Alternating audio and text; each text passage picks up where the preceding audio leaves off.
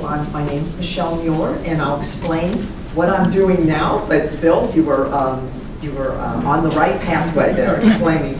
So I am a former chapter leader of Ohio. In fact, today our present chapter leader is here, and that's Christine Woodworth right there.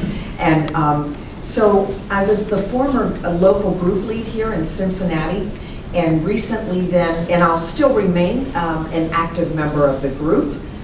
And that's where I'll always have my boots on the ground carrying out the actions and whatever Moms Demand Action gives us to do. So I'm still an active member of the local group. And I am now the national chapter liaison, and I am working with all 51 chapters because we have a chapter in every state, 50 states, and in Washington, D.C. And then, of course, within each chapter, we have multiple local groups, and I think we probably have 800 or 900 local groups across the nation. But so I'll be the liaison with the chapter, and what I do is I work with the program. It's a Moms Demand Action program, like we have many programs. Our gun safety program, we have our legislative program, and our Be Smart. But this program is a program called the Gun Sense Action Network, and it's national calling teams that we have put together, members from across the nation, several hundred of them, where we are responsible for all of the new people that sign up, the new recruitment that comes in. We've had about 26,000 new members sign up since El Paso and the Dayton mass shooting. And our job at the national level with this national team is to connect all of those new members within a week or two, ideally 14 days, 10 to 14 days, and activate them, connect them with their local group. They've signed up to be a Moms Demand Action member, and we are going to get them connected and activate them as soon as possible with their local teams. Plus, we offer national orientation calls. If you're a new member, we offer those once a month, and we take care of those on the conference call level with our new members, so they get an understanding of who we are at the national level, what kind of federal legislation we're fighting for, kind of where we've been and where we're headed, and then we give them an idea what our chapters do on the ground, the kind of actions they take. And then, of course, we always offer in the Gun Sense Action Network, which we affectionately call GSAN, we offer them to join this national team of volunteers that I'm working with now. But again, we're all members of Moms Demand Action. We're a project within Moms Demand Action.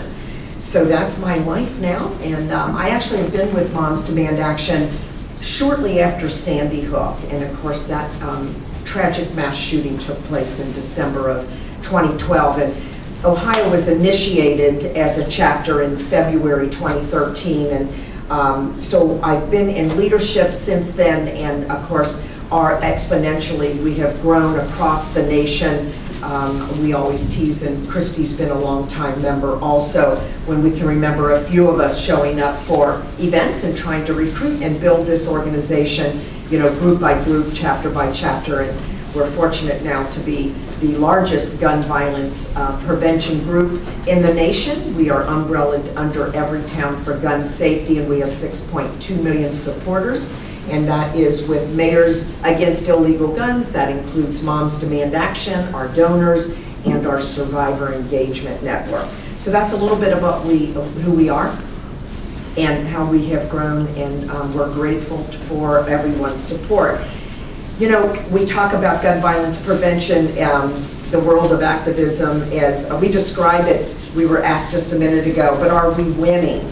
And we describe our successes and our wins in inches, sometimes not necessarily in miles. But just to give you an idea so you know that we truly are winning in this gun violence prevention activism world.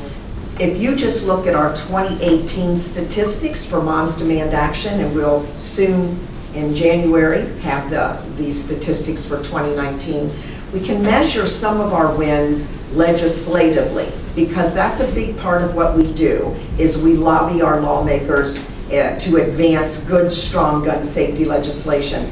In 2018, we were so successful that we were able to stop 90% of the NRA's most dangerous gun bills that they were trying to pass.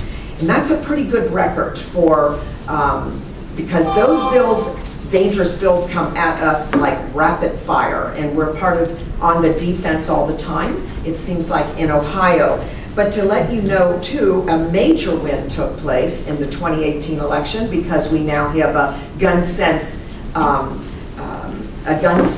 House, a Congress that literally promised us, Nancy Pelosi did when the U.S. Congress was taken over by gun safety lawmakers, that they were going to pass background checks, universal background checks for all gun sales, with very few exceptions, like family members. And she said, I'll do this within 100 days. And she did it in 58 days, the Congress. So elections do have consequences. This was a huge win. Our Moms Demand Action members and other gun violence prevention groups, we worked very hard to flip that House, right, along with the voters in the nation.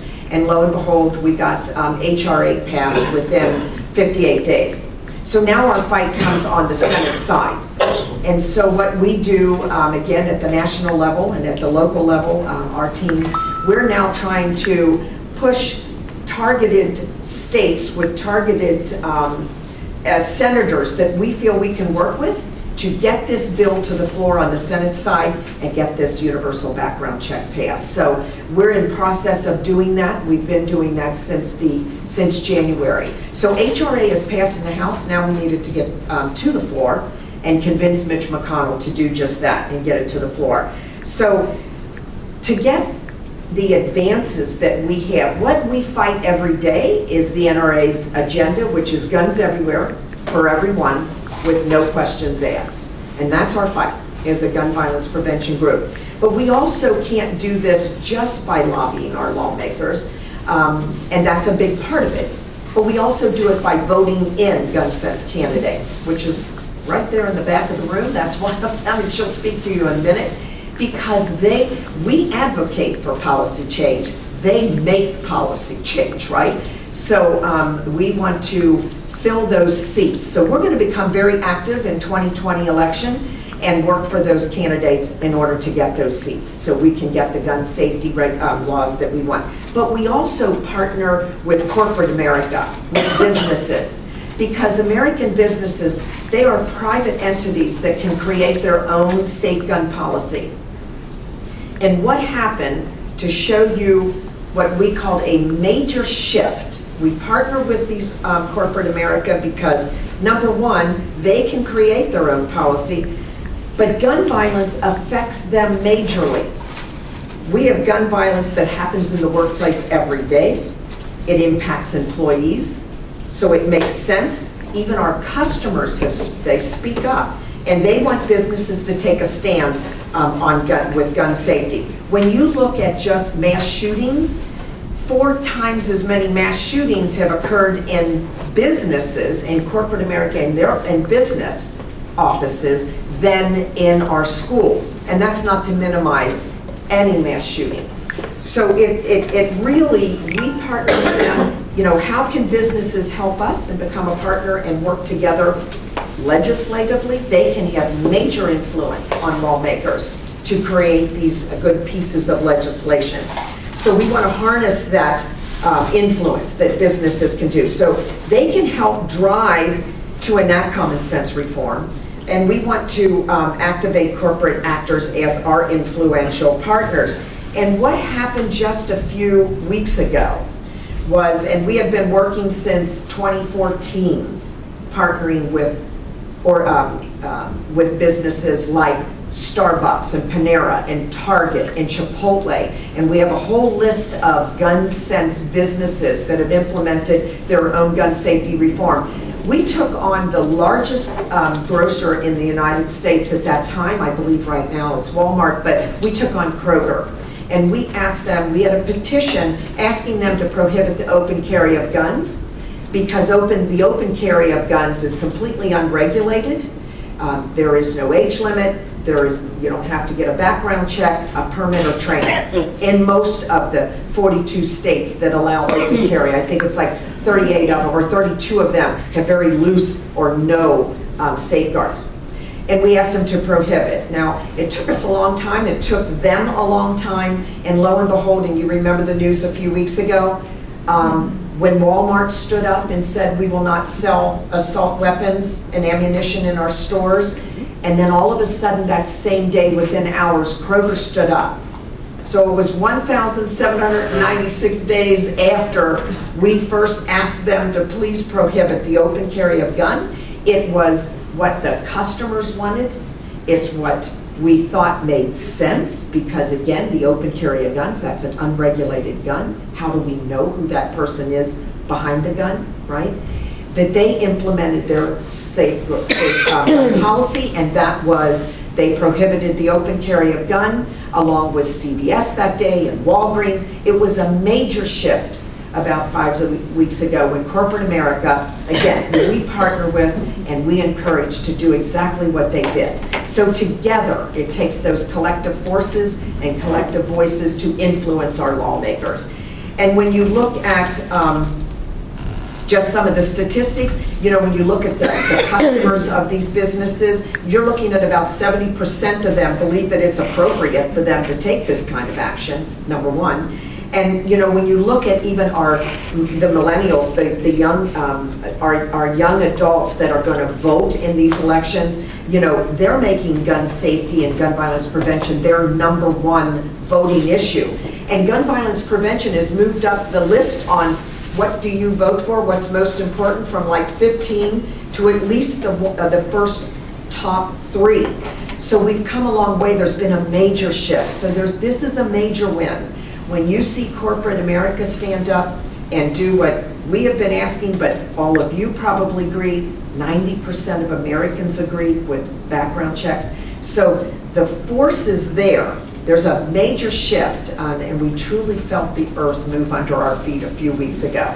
Not only that, but 150 other businesses and CEOs of those businesses sent a letter to our senators, all right, to Congress, and said, not only do we not allow guns in our businesses or open carry of guns, we are asking you to implement the universal background check bill that passed in the House. So they even went a step further. So right now, the other federal pieces of legislation that we are pushing for, that the House has introduced, is H.R. 1186, and that's prohibiting the high-capacity magazines. Then we have H.R. 1236 and 3076. That's the extreme risk protection orders, and that's the red flag laws. And then we would also like to see, it's the Disarm Hate Act implemented. That's H.R. 2708. So, you know, when you call your congressmen, your representatives and your senators, or your representatives, you know, encourage them to vote for these pieces of legislation. So that's what, at the national level, where we are. So we've passed that HRA. So call your lawmakers, write letters to the editor, send postcards for HRA, for universal background checks. And at the state level, what we are supporting, and this was a major shift, especially in Ohio. It's been tough because we've been on defense for 6.5 years, fighting stand your ground and permitless.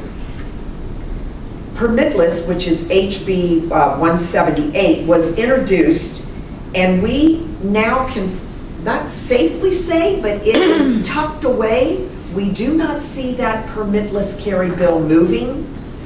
That's that's a big deal, right? But we'll keep our eyes, we stay very vigilant on that. We're going to keep our eyes on that for any movement, and we will show up. We encourage you to come with us, testify against that. But then another big shift happened, and it was right after, again, El Paso and the Dayton mass shooting. We had two bipartisan bills introduced at the state level by Senator Peggy Lerner, from the Republican, Peggy Lerner, and Senator Cecil Thomas, who is a Democrat. They have come together and they introduced SB 183 and 184. And 183 is the universal background checks for Ohio at the state level, and the 184 is the red flag level bill. So we really encourage and want to see those bills go past just being introduced, but actually come up with a hearing. So the actions that we are involved in right now is we're asking you to call not only your congressman for